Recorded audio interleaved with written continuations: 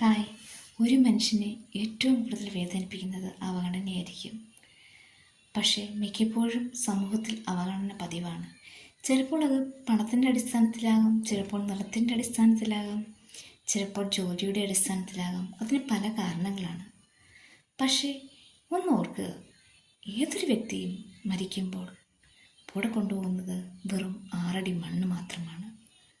പല ദുരിതങ്ങളും നമുക്ക് പല പാഠങ്ങൾ തരാറുണ്ട്, പക്ഷേ മനുഷ്യൻ പഠിക്കാറില്ല.